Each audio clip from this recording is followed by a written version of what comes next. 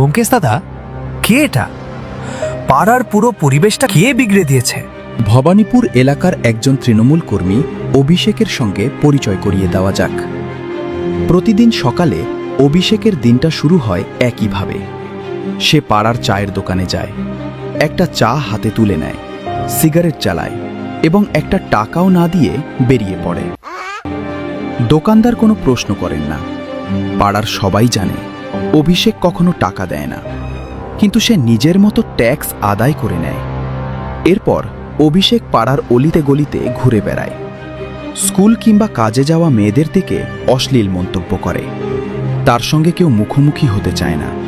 সবাই তাকে এড়িয়েই চলার চেষ্টা করে, কারণ কেউ এই বিপদে পড়তে চায় না।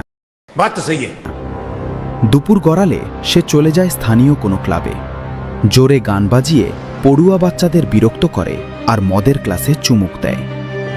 বিকেলে অভিষেকের আসর বসে পাড়ার আড্ডাতে।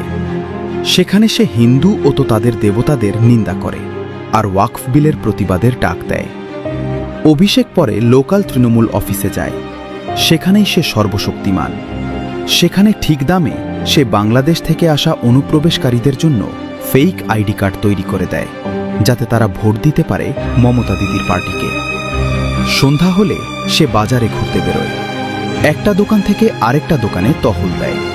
প্রতিটি দোকানের মালিক জানে তৃণমূলকে কাটমানি দিতেই হবে, মানা করা যাবে না। এটাই তার নিত্যদিনের কাজ, এটাই তার পাওয়ার। রোজ ঠিক এই ভয়ের মধ্যেই ভবানীপুরের লোকেরা বাস করে। তাহলে এর থেকে বাঁচার কি উপায়? উপায় আছে, দাঁড়াও একটা ফোন করে আসি। Hello, Feluda speaking.